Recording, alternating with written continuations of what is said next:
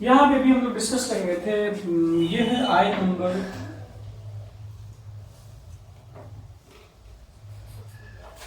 243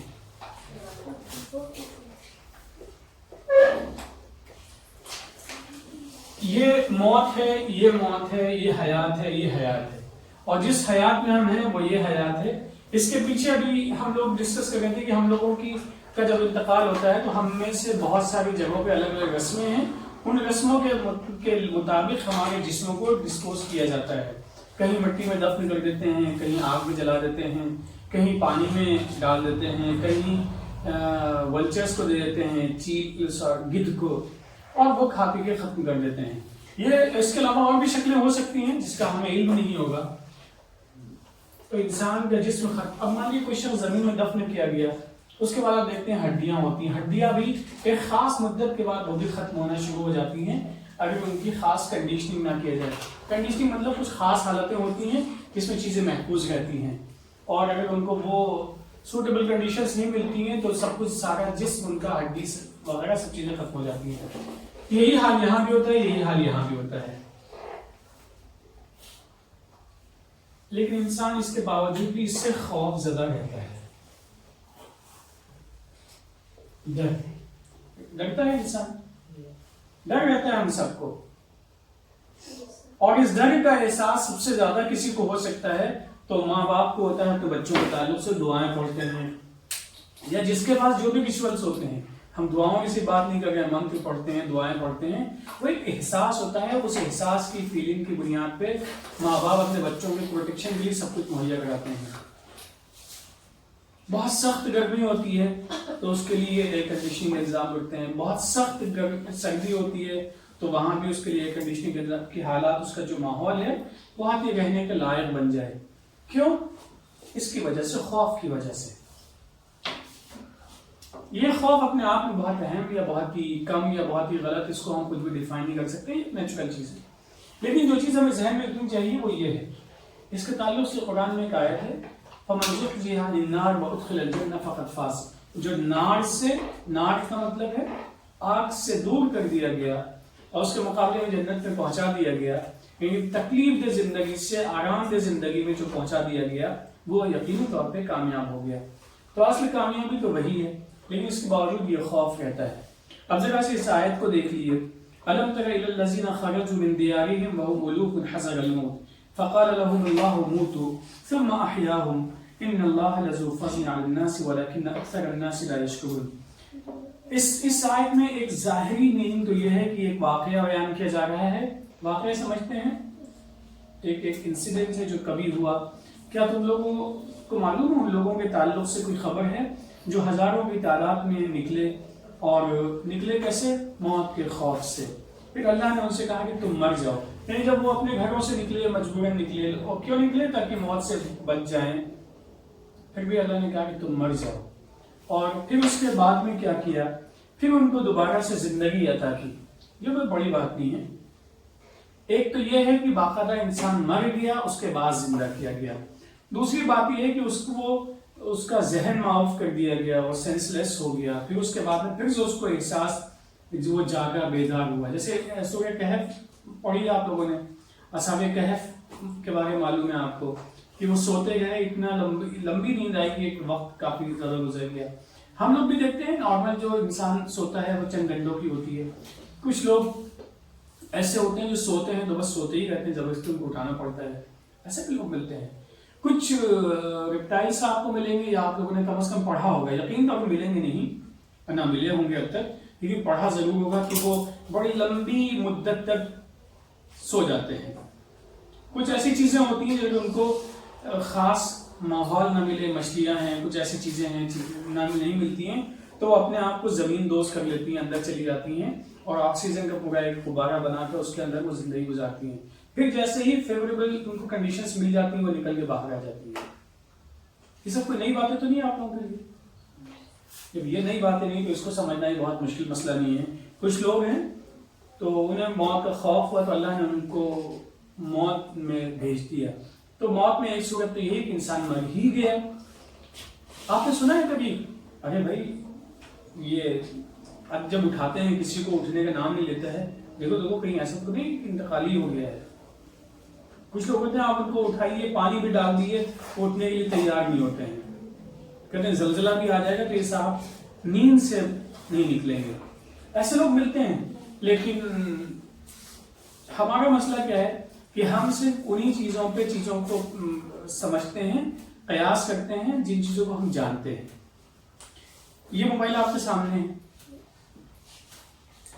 یہ لیپ ٹاپ آپ کے سامنے ہے، لیکن آپ یہ بھی تصور کر سکتے ہیں کہ اس کمرے کے برابر بھی ایک کمپیوٹر ہو سکتا ہے. آپ سب لوگ جانتے ہیں، پڑھ چکے ہیں. لیکن اب اس کمرے کے برابر جس کے ذہن میں ہوگا کہ اس نے صرف یہی کمپیوٹر دیکھا ہوگا جو ایک بڑے سے کمرے میں رکھا ہو، بڑا سا اس کا سرور ہو. اب آپ اس سے کہیں کہ میرے پاس میں کمپیوٹر میرے بیگ میں ہے، وہ کہے گا بیوقوف کیوں بنا رہے ہو مجھے؟ کیونکہ اس نے ابھی ایک دوسری ایگزامپل ہے وہ اس کے سامنے آئی نہیں ہے. تو یہی حال ہوتا ہے کہ ہم چیزوں کو سمجھتے نہیں ہیں کہ جو موت ہے، سلمبر ہے، اس میں کیا ہوتا ہے، نیند بہت لمبی ہو سکتی ہے. تو یہ ہو سکتا ہے کچھ لوگ ایسے تھے جنہوں نے موت کے خوف سے نکلے تو اللہ نے کہا چلو اچھا موت کا ایک مزہ بھی تم چکھ لو. ان اللہ لذو فضل علی الناس ولکن اکثر الناس لا یشکرون.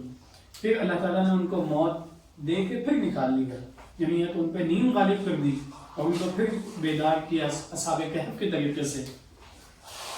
تو یہ تمام چیزیں پاسبل ہیں، ناممکنات میں سے نہیں. جو چیز اصل یہاں سمجھائی جا رہی ہے وہ یہ ہے کہ ڈر اپنے آپ میں بہت اہمیت نہیں رکھتا ہے. آپ لوگوں نے دیکھا ہوگا زلزلہ جب آج سے 2-3 سال پہلے کی بات ہے، کئی مرتبہ لگاتار ملٹیپل ٹائمز آیا تھا تو لوگوں نے اس خاص وقت میں اپنے گھروں میں رہنا چھوڑ دیا تھا. سب لوگ نکل جاتے تھے، جس کو جہاں آس پاس میدان ملتا تھا. یہی اسی شہر کی بات ہے، یاد ہے کسی کو؟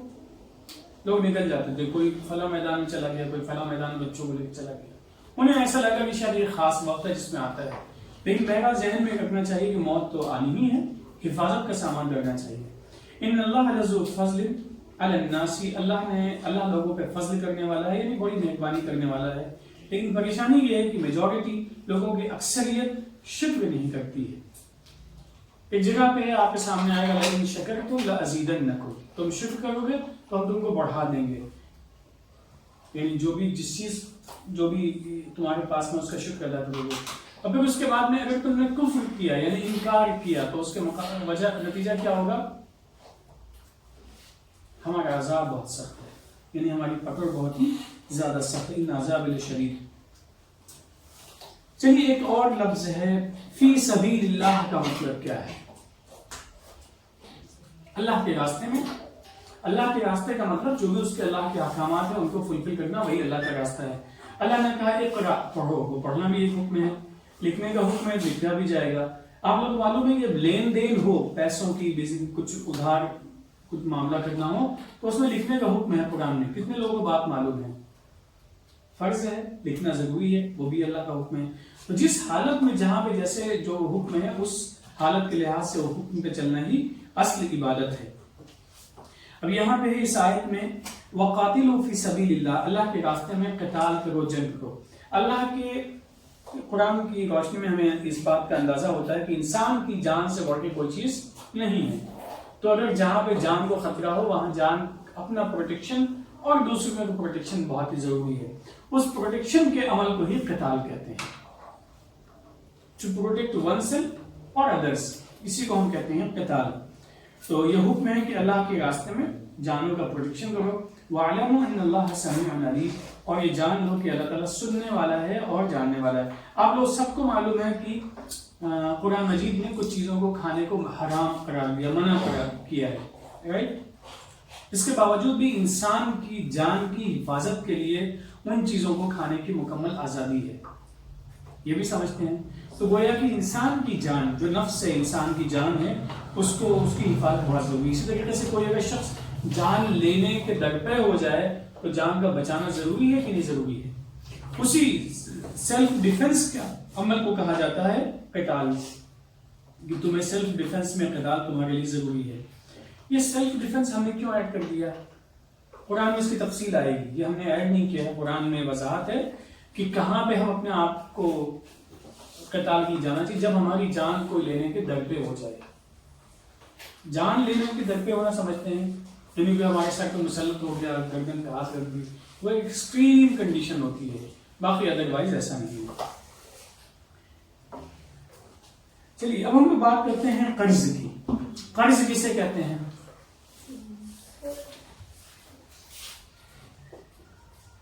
قرض کسے کہتے ہیں؟ ادھار ہم سب لوگ سمجھتے ہیں۔ یہ بتائیے اللہ کو ادھار دیا جا سکتا ہے؟ دیا جا سکتا ہے۔ کیسے دیا جا سکتا ہے؟ کہ اللہ کو ہم نے کچھ دیا، اس کے بدلے وہ نیکیاں ہمیں دیتا ہے۔ اللہ کو ہم کیسے دے سکتے ہیں؟ اللہ کی مخلوق کے کام آنا یہی اللہ کے ساتھ نہیں تو ادھار دینا ہے۔ اللہ کی مخلوق کون ہے؟ یہاں اللہ کی مخلوق ہے کوئی؟ اچھا صرف انسان مخلوق ہے یا جانور بھی مخلوق ہے؟ انوائرمنٹ بھی مخلوق ہے، تو اس کا مطلب انوائرمنٹ کا پروٹیکشن وہ بھی ایک اہم ذمہ داری ہے ہماری۔ تو گویا کہ منزل الذی یقرض اللہ قرضا حسنا فیضاعفہ لہ اضعافا کثیرہ، جو انسان اللہ کو قرض دیتا ہے بہترین قرض اللہ اس کو بڑھا چڑھا کے دیتا ہے۔ قرض کا کانسیپٹ کلیئر ہو گیا۔ اللہ کو قرض دینے کا مطلب کیا ہے؟ واللہ یقبض ویبسط، اللہ ہی لینے والا بھی دینے والا بھی ہے، پھیلا کے بھی دیتا ہے اور کبھی کبھی ہاتھ تنگ بھی ہو جاتا ہے۔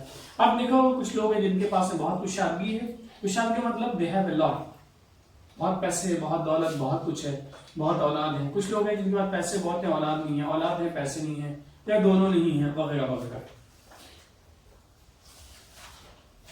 واللہ یبسط والیہ ترجعون، اور اسی کی طرف لوٹ کر جانا ہے۔ تو یہاں پہ بھی دو الفاظ آئے ہیں، پہلا لفظ ہے قتال کا۔ قتال کے آگے آپ لکھیے سیلف ڈیفنس۔ سیلف ڈیفنس یہ اس کا ٹرانسلیشن نہیں ہے، یہ اس کا مفہوم ہے۔ کیوں ہے؟ اس کو ہم کہتے ہیں دفاع۔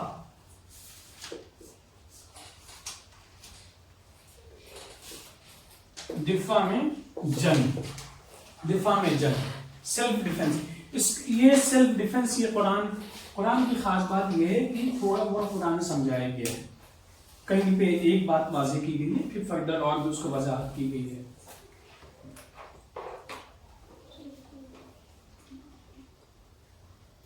لکھ لیا آپ لوگوں نے؟ سیلف ڈیفنس تو جانتے ہیں آپ سب لوگ، اس کے شاید کلاسز بھی لوگ اسکولوں میں ہوتے ہیں، پولیس کی ٹیم آتی ہیں، سکھاتی ہیں لوگوں کو، بہت ساری چیزیں سیکھتے ہیں آپ لوگ، NCC NSS۔ لیکن بہرحال یہاں پہ دفاع، دفاع کسے کہتے ہیں؟ ڈیفنس، ڈیفنس میں جنگ، جنگ یونین ڈیفنس میں، کوئی بھی شخص جان لینے کے در پہ ہو جائے، جان لینے کے لیے تل پڑے، تو اس وقت میں کیا کرنا چاہیے؟ قتال کرنا چاہیے۔ دوسری چیز، قرض اللہ کو دیا جائے، قرض حسن، اس کو کہتے ہیں قرض حسن۔ قرض حسن کا مطلب بہترین قرض، حسن، حسن، حسن کا مطلب بہترین نیکی۔ تو اللہ کو قرض دینے کا مطلب کیا ہے؟ کہ اللہ کی جو مخلوق ہے، انسان ہے، کائنات، جو بھی چیزیں ہیں، سب کچھ اللہ ہی کا پیدا کریشن ہے، تو اس کے سلسلے میں جو بھی اچھائی کی ضرورت جہاں پہ ہو وہاں پہ کی جائے۔ یہ بتائیے جب ایک انسان دوسرے انسان کو کچھ خرچ کرتا ہے تو وہاں سے جواب آتا ہے شکریہ، تھینک یو، نظریں نیچی ہیں، بھائی آپ نے بڑا اچھا احسان کیا تھا۔ لیکن اگر ندی کے سلسلے میں ہم نے کوئی اچھا کام کیا تو ندی ہمیں شکریہ کیسے کہے گی؟ کہے گی؟ پھر ہم کیوں خرچ کریں ندی پہ جا کے؟ پھر ندی کی صفائی ہمیں کیوں رکھنی چاہیے؟ اگر ہم نے سڑک کو گندا کر دیا تو اس میں کیا مسئلہ ہے؟ ہم صفائی کے لیے کیوں پیسے خرچ کریں، کیوں انتظام کریں؟ کبھی سڑک نے ہم کو تھینک یو تو بولا نہیں ہے۔ ایسا نہیں ہے۔ عمل اور اس کا نتیجہ دو چیزیں ہیں ہماری زندگی میں، اس کو ہمیں ذہن میں رکھنا چاہیے۔ ایک ہوتا ہے عمل اور اس کے برابر میں کیا ہوتا ہے؟ نتیجہ۔ عمل ایکشن، نتیجہ کیا ہے؟ ریزلٹ۔ اب اگر ندیاں صاف ہوں گی، ماحول صاف ہوگا، آپ ایسے جن لوگوں کو اس شہر سے باہر جانے کا موقع ملتا ہو اس خاص زمانے میں جب یہاں پہ پالوشن بڑھ جاتا ہے، تو آپ کو اندازہ ہوگا اچھا پالوشن کے بغیر زندگی کیسی ہوتی ہے اور پالوشن کے ساتھ زندگی کیسی ہوتی ہے۔ اندازہ ہے کسی کو؟ تو عمل اور نتیجہ، تو جو بھی قرض حسن ہے وہ ہمارا ایک عمل ہے، اس کا نتیجہ مختلف شکلوں میں آئے گا۔ مختلف شکلوں میں کیسے آئے گا؟ جب ہم سانس لیں گے تو ہمیں سانس لینے میں راحت ملے گی، ورنہ سانس لینے میں کیا ہوگا؟ ہمارے لنگس ڈسٹرب ہوں گے اور نقصان ہمارے جسم کو ہوگا۔ تو شکریہ ہوا نے ہم کو پہنچایا کیسے؟ ہمارے لنگس کی حفاظت کے ذریعے سے۔ تو یہ بڑی اہم چیز ہے جسے ہمیں سمجھنا چاہیے کہ کہیں نتیجہ ہمیں زبان سے ملتا ہے، کہیں نتیجہ ہمیں عمل کے ذریعے ملتا ہے، نتیجے کی شکلیں مختلف ہوتی ہیں۔ اللہ کی مخلوق کے ساتھ ہم اچھا کرتے ہیں تو نتیجہ ہمارے ساتھ اچھا ہوتا ہے، اب آپ خود سوچیے کہ ہم گندگی پھیلانے سے باز آ جائیں، باز آنا سمجھتے ہیں یعنی رک جائیں، تو اس کا نتیجہ کس کو فائدہ ہوگا؟ مجھے ہی ہوگا، ہمیں نہیں، مجھے ہی فائدہ، مجھے سب سے پہلے فائدہ ہوگا، مجھے فائدہ ہوگا، کیونکہ ہم اس پورے حصے کا میں ہیں، ہم یہیں پہ ہیں. تو یہاں سے ہوائیں غلط چلتی ہیں تو بھی ہمارے پاس پہنچتی ہیں، اگر اچھی چلتی ہیں تو بھی ہمارے پاس پہنچتی ہیں. تو یہاں پہ ہم ہی متاثر ہوتے ہیں. قرض حسن کہاں کہاں اپلیکیبل ہے یہ بات سمجھ آ گئی آپ لوگوں کو. قرض حسن صرف ایک جگہ نہیں ہے، بلکہ پورے تمام اچھے اعمال جو بھی اللہ کی خاطر کیے جائیں، ہر اچھا عمل جو اللہ کی خاطر کیا جائے. قرض حسن کے بعد آپ لکھ لیں ہر اچھا عمل جو اللہ کی خاطر کیا جائے.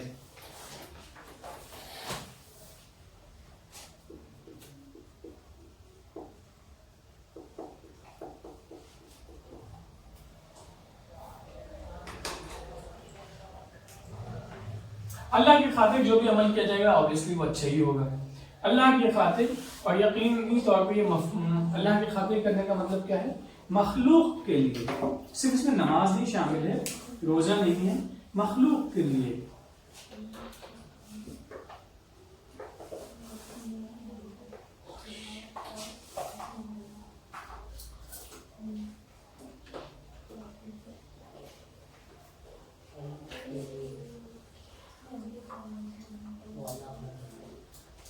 اب یہاں بھی ایک چیز اور ایڈ کر لیجیے،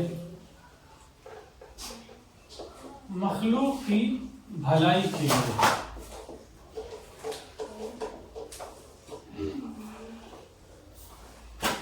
مخلوق کی بھلائی کے لیے. اب اس میں آپ انوائرمنٹ کو شامل کر لیجیے، ماحولیات کو شامل کر لیجیے، آس پاس لوگوں کی ضرورتوں کو شامل کر لیجیے، کسی کے لیے اسکول بنانا ہے، ایجوکیشن کا سسٹم اسٹیبلش کرنا ہے، جو بھی جہاں ضرورت ہے. یہ قرض حسن کا ٹرانسلیشن نہیں ہے، یہ قرض حسن کا مفہوم ہے، مطلب ہے، ڈسکرپشن ہے.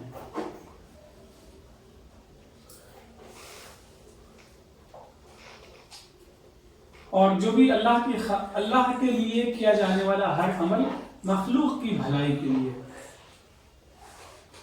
مخلوق کی بھلائی کے لیے. مخلوق کون کون ہے سب لوگ سمجھتے ہیں؟ اللہ. دیکھیے دو ہی چیزیں ہیں اس کائنات، ایک کریٹر ہے، دوسرا کریشن ہے. ایک کریٹر ہے، دوسرا کریشن ہے. جو کریٹر ہے وہ کیا ہے؟ کریٹر بھی ہے، اگر خالق ہے، پھر اس کے بعد نیڈس کو فلفل کرنے والا ہے، رب ہے، اور مالک یوم الدین ہے، ڈے آف ججمنٹ کا وہ مالک ہے، وہاں حساب کتاب ہوگا. یہیں پہ ہم رک جاتے ہیں، پھر انشاءاللہ اگلی کلاس میں بات کر سکتے ہیں.